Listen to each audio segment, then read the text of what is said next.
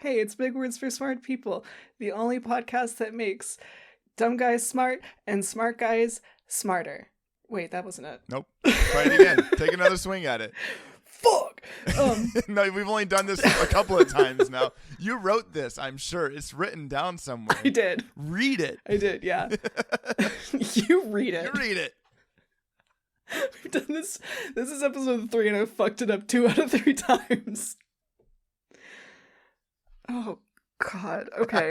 Cool. Right, no, So try it for real this time.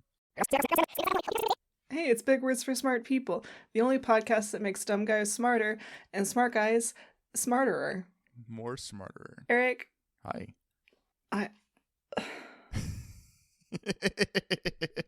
Wait, I wasn't trying to correct you. I was just adding in. Is that something you were meant to say and you didn't say it? Is this supposed to be more smarter? Okay, for real though, do me a favor. Paste it into our notes at the top. I'm putting a section for you. It says Frankie's intro. Run it again. Okay. We're professionals. No one else can do this. It's just us. Shut the fuck up. You can do this. Say the thing you wrote and have said successfully at least twice before.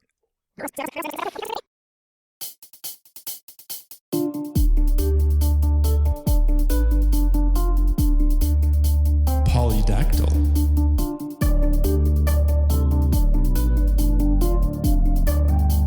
Vociferous.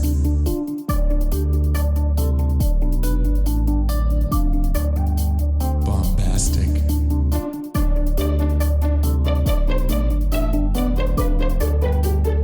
Rectangle. Big words for smart people. Hey, it's Big Words for Smart People, the only podcast that makes dumb guys smarter and smart guys more smarter. Eric, I brought a great word for you today. Yeah, what's your word for today? Today's word is, God, one of my favorite words. The word I brought in today is fontanelle. Fontanelle. Fontanelle. Fontanelle. Fontanelle. Eric, you have a baby, right? I do. child, I have a no longer some baby. spawn. He toddles, so I think he's a toddler now. Wow. Yeah. So I'm sure you know all about the fontanelle, given that you did at one point have a baby. You mean the top of skull danger button that they just give you a baby with it exposed and you're like, hey, don't pour soup on this? Yes, but also you're deeply misinformed. Okay. So I could have had soup this whole time? You could have had soup the whole time. God damn it. Could have even been chowder. Oh, man. Fontanelle. Fontanelle is a really pretty name for... Do you want to say it? I think I remember, but you probably actually know the definition. So you can do it. Yeah, let's have a little science lesson in the middle of our word lesson. Yeah, let's do it. Right? Well, we landed the word part so well, we might as well move into science. So the fontanelle is a space that is okay. So the fontanelle is a quote unquote soft spot in the head of a baby. Mm-hmm. So, as you may already be aware, your skull is not just one bone, right? It's like a series of bones that are like really tightly packed together. But when you're a baby, there are gaps between those bones. Yeah. You got your two frontal bones, you got your parietal bones on the side, and you got your occipital bone on the back. You got 5 skull bones, right? But babies, especially very young babies, have a gap between the 2 frontal bones and then another gap around where the 2 parietal bones on the side meet the occipital bone on the back. Yeah. The space is colloquially called the soft spot, but it's actually like covered by a pretty rigid membrane. Okay. So you have to do more than just like, touch their forehead to give your child just poke it. Brain damage. It's there for a reason, right? Like because the skull, even for a baby, is too big to pass through the vaginal cavity, like without having some give. Otherwise, it would exactly. crack like you're an trying egg. to shove You're trying to shove a whole ass person through a space that's usually the size of a bracelet. Yeah, it's pretty rough. I didn't pass out at all, which is pretty good. But yeah, like everyone's really proud of you, man. Hey, I told you about this. You did a great job with that birth. I did. I was there. I was present for the birth. I'm not going to get into the gross specifics. I was present for the birth. My wife was in labor for 24 hours total. The last Brutal. 4 was like active pushing. But the doctor came in when it was like the show really started, like the previews were over, and she was like, "Dad, are you gonna help cut the umbilical cord?" And I was like, "No, not at all." Because I never got why that was like a thing in movies. Yeah, and stuff. it's like a thing. I am for those who don't know, phenomenally squeamish. I've gotten a lot better as I get older, but there are certain things. I'm a squeamish boy. So I was like, I'm not doing that. I remember when we were kids, like it was so easy to want to fight against you because all I had to do was like touch one of your toes and you would be like, I can't fucking do this. My kid likes to grab my toes and it drives me insane. But the doctor saw me and she goes, "You gonna be good, Dad?" And I was like, "Yeah, I'm good. I'll just look at the wall. It's fine." She goes, No. Bring that chair over here and sit down. I'm not taking care of you two. So I spent the whole time holding my wife's hand, but like sleeping like 2 campers sharing the same bed at summer camp with like feet pointed in the opposite direction. So I was facing the wall, so she faced towards the doctor. So that when I passed out, I was already in like the reclining chair. But I didn't. That's some good foresight. I didn't pass out, and the baby did good. He came out like less conical than most babies emerge. Most of them look like cone heads, which is a reference that I'm pretty sure no one listening gets. He still ate toilet paper. If you're over the age of 40, yeah, you'll get it. But yeah, so I was surprised, to bring it back to the fact that like the doctor didn't even warn me not to mess with the squishy spots on his skull. I was like so convinced. I was like, hey, if you sneeze wrong, his head's gonna cave in, and it's gonna be pretty rough stuff. And it's not the case. It's just like the skull bones is all. It's like a puzzle ain't quite finished. Exactly. Those bones still got to grow in a bit. Yeah. So yeah, it is covered by this like rigid membrane, as you've discovered. Yeah. Also, it's covered in like body goop. Yeah. And I didn't want to touch that. You know, the skin. It's like ugh. You don't clean the baby when it first comes out either. It's like, I don't want to touch that. Ew. Gross. But you know, the fontanelle doesn't close up until like 2 years or something. Very latest, like age 3. Yeah, it's like wild, which is horrifying because by like 2.5, my child was doing things that were definitely endangering that soft spot on his skull. like the amount of things he was jumping off of by 2 years old, this skull's got to heal faster than that, man, for like self-preservation, because he's for real feral. So you might be wondering why this is my favorite word. I am, because it's kind of a gross word. It's a gross word. I don't have a baby. I don't want a baby. Right. I don't spend any time around babies. Yeah. But one of my favorite responses to like just about anything is, say for instance, my wife is like, God, I really have to pee. Yeah. Be like, why don't you just put it in my soft fontanelle? Jesus Christ. Or like, can you help me with these groceries? I have too many groceries to carry. Yeah, just put them in my fontanelle. That's awful. Hey, actually, that's awful.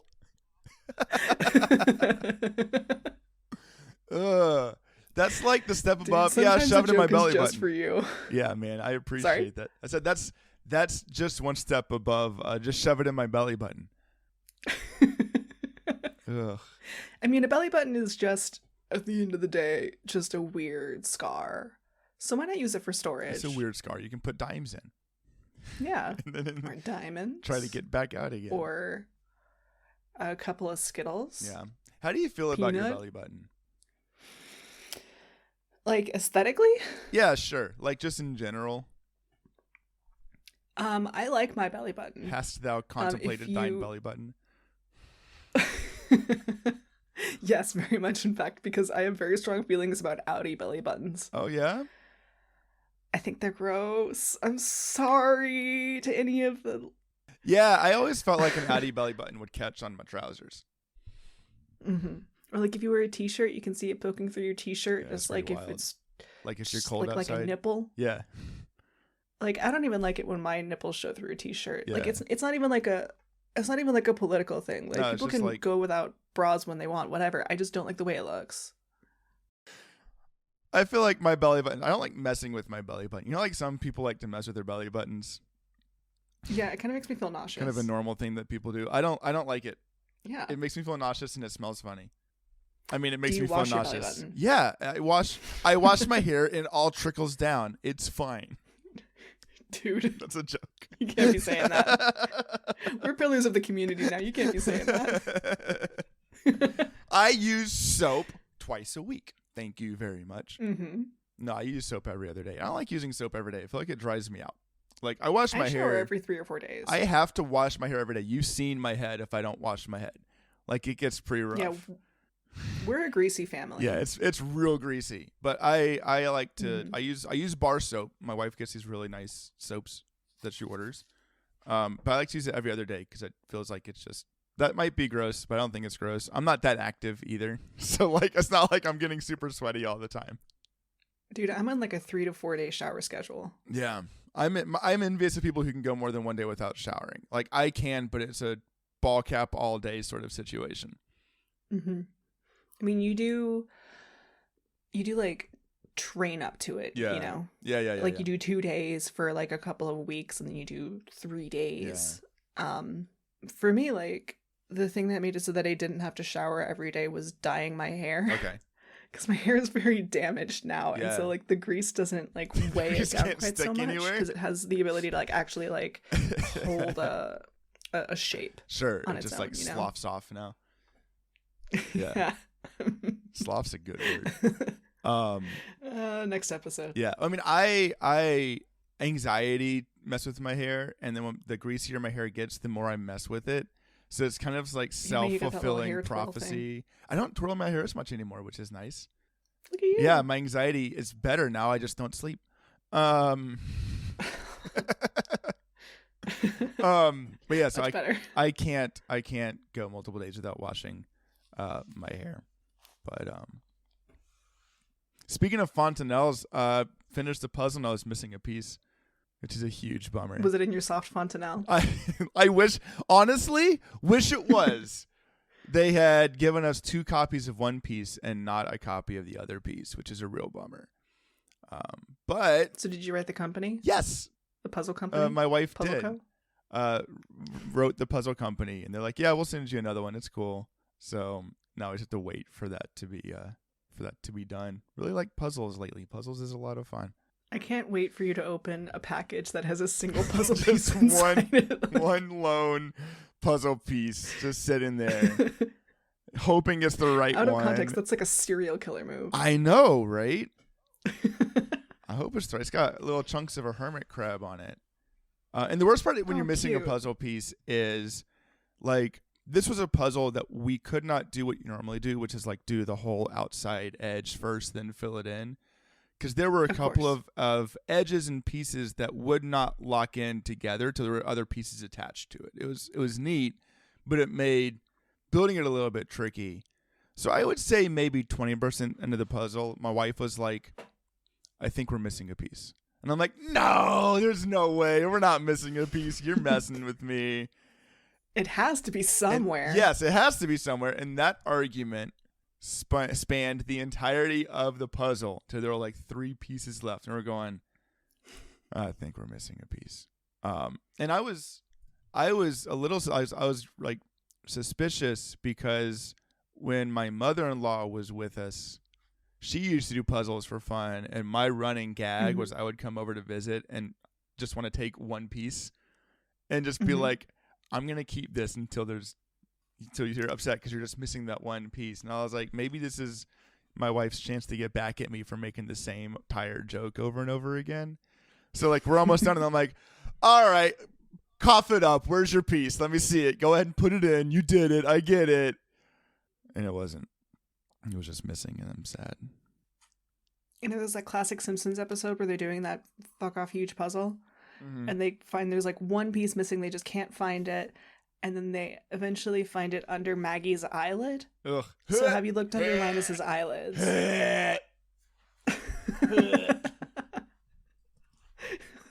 Oh, it'd be so scratchy and dusty. Oh, there's like 800 points to it. Hey, that sucks. That also sucks. Yeah, you're welcome. Thanks, man.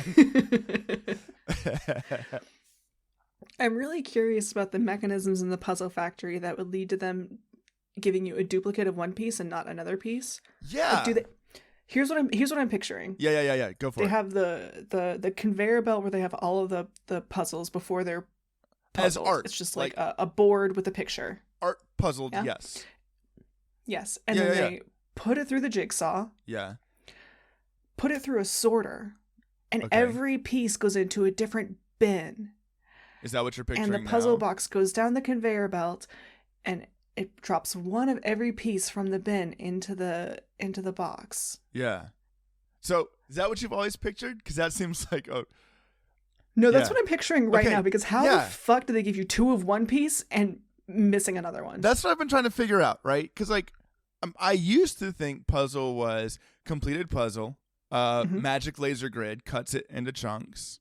It's a jigsaw, but yeah. Hence the name, but sure. Magic laser jigsaw cuts it into chunks. Scoop that into a box, cool, right? But I mean, that right? should be it, but it isn't, I guess. Like, so did they do what I said? I don't know. Do they just manufacture, like, they make one template and then just tons of copies of those little pieces, and then like, man, it can't be what you said. That seems so impractical. That seems so wrong. I mean, there has to be a template, otherwise they can't send you a replacement piece. Yeah. Like, there's got to be a. I don't know. Oh, I got it. Yeah, elves. They don't print the full picture. Each piece is assembled separately.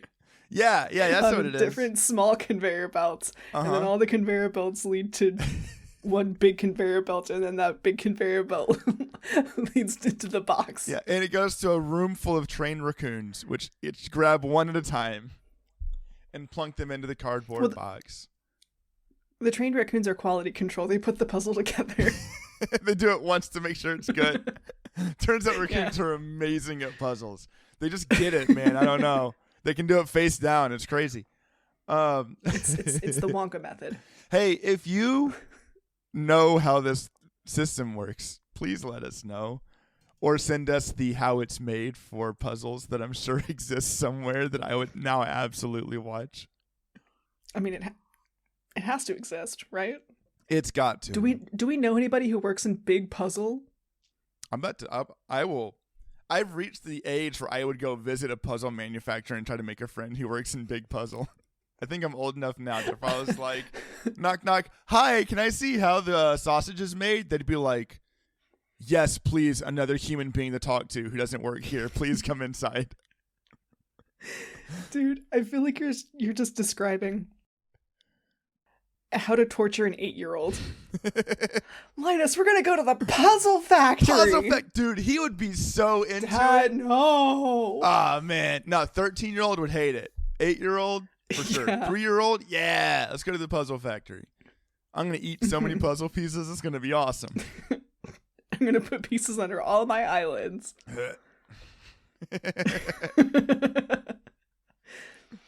So, Eric, here's a question for you. Yeah. What would you put in your soft fontanelle? What would I put in my soft fontanelle? Oh, man. Here's the problem is presently, just out of reach, because I know I can't trust myself, is a bag of Skittles. And I really want some Skittles right now. So I feel like that would be my... Yeah, like a little food... I almost said suppository, which is not the word. A food deposit. A food depository. Dude, speaking of food suppositories. Yeah. You got to put a carrot up your butt, man. It gives you supervision. There was one U.S. president, I want to say McKinley. It was one of the ones from like way the fuck back. Yeah. Who got shot during their presidency, and this was like before like germ theory. Yeah. You know. So all these like hack surgeons tried to like pull the bullet out with like their dirty unwashed fingers, and they wound up getting this like really bad infection. And after being sick for like a couple of months, like it got to the point where like he couldn't eat anymore. So like the president's doctors were feeding him with like chicken broth enemas.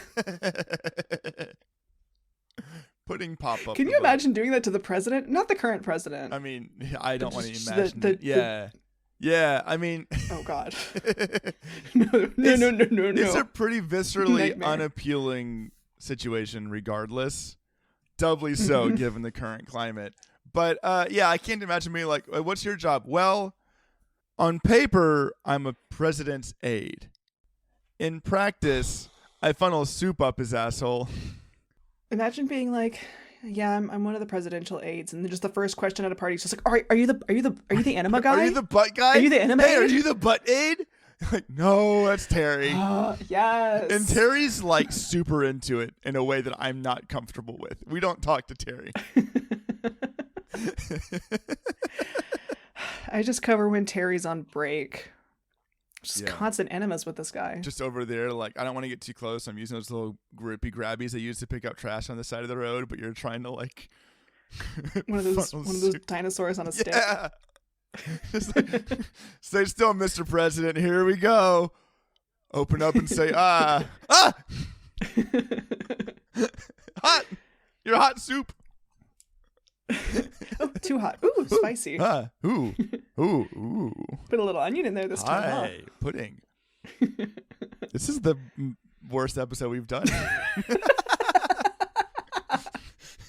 Actually, this might be terrible. I'm not even a little sorry. It's good, man.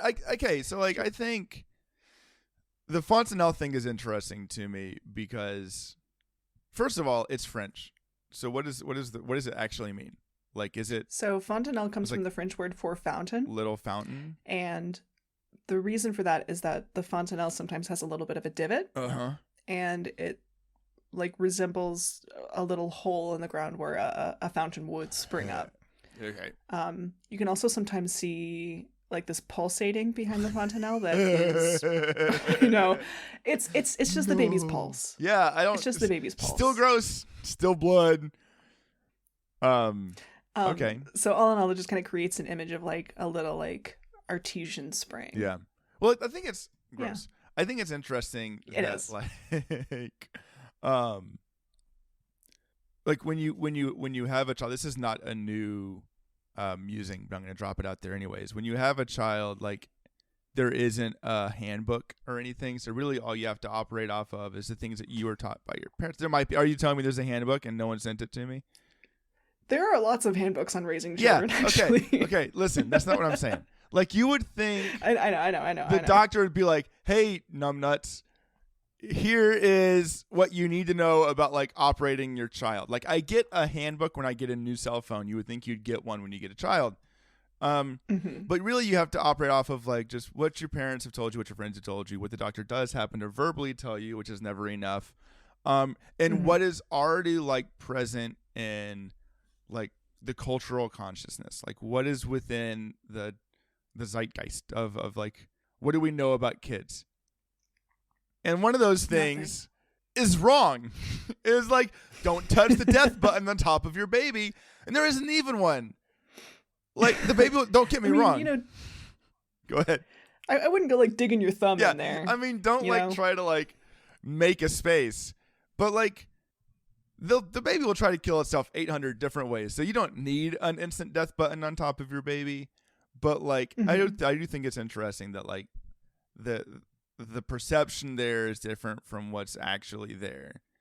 And I would argue that myself and people like me are part of the problem because you start Thank you talking for saying about something. baby things, and we're like, gross, blood. When in reality, it should be like, okay, yeah, I should probably know how all of that system works, shouldn't I? So like, I'll go ahead and own that right now. But also, thank you for finally I'm taking doing responsibility. Listen, I'm not really. I'm doing it all for comedy. None of this is really important. But yeah, man. And there's two of them. Like, that was the one fact I knew already, was that like there's actually two. And like the first one seals up pretty quick. The second one takes a while. The one on the back actually seals up first. One of them seals up quicker than the other, and the other one just sort of takes a sweet time getting situated. Meanwhile, your kid's doing front flips off the couch, and you're hoping he doesn't land in the wrong spot and hit the baby dead button. You will be pleased to know. Yes. You won't be pleased to know. I won't be pleased to know any of this. I'm looking at the timer with like hope in my eyes. Please. So while human babies don't have that instant death button on their heads, it is relatively uncommon, but still possible for dogs to have unclosed fontanelles, and for them it is absolutely an instant death button. Hey, that sucks. Yeah, that stinks. Yeah, it does. That would be really. That's not even funny. That would just be sad. You'd be like, oh man. Yeah. Jeez. It's a bit of a bummer. We can take that out. We can leave it. It's fine, because I'm going to ask an even more bummer of a question. Is that due to like the history of inbreeding and selective breeding that we've done to dogs, or is that just like a biological oopsie daisy? A little bit of both. Cool. There are some dog breeds that are more susceptible to it, especially ones that I think are very like brachycephalic, so they have very like short faces and domed heads. Okay. But it can happen to any dog. Cool. They're brachycephalic as opposed to pachycephalic, which are extinct. Did you know? Okay. Is that actually a dinosaur? I don't know. Yeah, Pachycephalosaurus. It's the one with the smooth skulls and the one that when we were growing up, they were always depicted as like headbutting each other. You know what I'm talking about? This isn't the one with the ankle breaker, is it? Oh, that's No, that's Ankylosaurus. I remember that because it's got an ankle breaker. Yeah, okay. Pachycephalosaurus had like a smooth skull, and like was built to ram, right? And so for a long time we were like, these guys must ram each other to assert dominance, the same way that like rams do, right? Like, but I say recent. It was probably 15 years ago now. It was resolved that like the amount of force that they would have been running into each other, if those two skulls came into contact, they would create mega fontanelles on each other and both die. So what they would do is run into each other's sides as a way of asserting dominance. So like you would like, which I now picture these dinosaurs being like, all right, Terry's not looking. I'm going to fuck this dude up real good. Watch this. Fucking Terry. And just like ram and crack some ribs and do some things like, take it, Terry, get out of here. And Terry's like, man, I wasn't even looking. That's not fair. Oh, shit, man. I was thinking about what I was going to make for dinner tonight. Come on. Oh, man. It's leaves. I was going to eat leaves for dinner because I was it's leaves. I'm herbivorous because I'm a Pachycephalosaurus. Is this Rampardos? The Pokemon? Yes, it's the inspiration for Rampardos, the Pokemon. Good job. You did it. Smart. You brought it back to our core competency of talking about Pokemon. You did it. I'm so proud of you. Oh my god. Thank you. I couldn't get where I am today without help from all the little people. Yeah. With fontanelles. Yeah. The Fontanelle babies. Hey, sound off in our Discord. You can do this. Holy shit. You jumping in? Let us know in our Discord what you would put in your soft fontanelle. Christ. That's the worst For call. me? Hey, that's the worst call. Yeah, let's go back to you because that's the worst call to action I've ever heard in my life. What would you put in your soft fontanelle? Oh, easy. Jeez. Nintendo SP. Ooh. Hey, check this out. For our audio podcast. Put it in your fontanelle quick. I'm holding up a Nintendo SP. It doesn't fit. You can put a Switch cartridge in there, and then if anybody tried to lick your fontanelle, they'd be like, ew, this doesn't taste very good. That's a protective measure. Yeah, there you go. It's like Monarch butterfly caterpillars eating milkweed to make themselves taste real bad. Yeah. Look at you. Look at us with, Same thing. with some degree of scientific knowledge. This is both our smartest and dumbest episode yet, I think. I'm telling you. I know it's a low bar. Dumb guys smarter and smart guys more smarter. More smarter. Yeah, Frankie was right though. Like, check out. There's a link to our Discord in the show notes. There's also a link if you're not interested in Discord, because we don't know how social media works anymore. There is an email, bigwordsforsmartpeople@gmail.com, all written out. Feel free to tell us how puzzles work, or tell us what goes in your soft fontanelle, or what would you put in your soft fontanelle? I hate it. Or suggest words for us to do on future episodes. Yeah, our icon art was made by Lava Salmon. You can find more from her at lava-salmon on Blue Sky, or at lava-salmon.com. I'll put that in the show notes. For a little love at ko-fi.com/lavasalmon. There you go. I'll put all that in the notes as well. I'll put her stuff in the notes. Music for this and previous episodes was done by me, with some voice work by Frankie. Yay! And this is not bragging, I promise. What I'm trying to say is I worked really hard on it. It's your fucking podcast. You can brag. I can brag. I worked really hard on it, but I am not a professional musician. So if people are like, hey, I have a better theme, we're open to suggestions. We can't pay you, but we can plug the hell out of you. So just hit us up. If you like working for free. Yeah. If you want to work maybe for free, we got the deal of a lifetime. To a limited audience, boy, have I got a deal for you. You want something that'll look really bad on a CV? Please don't put us on your CV. I will not vouch for you. We are back next week with a new word. Enjoy your soft. I don't want to say it. You can say it, because I don't like saying the phrase. Does not feel good to me. Oh God. We hope you have a very Fontanelle week. Jesus Christ.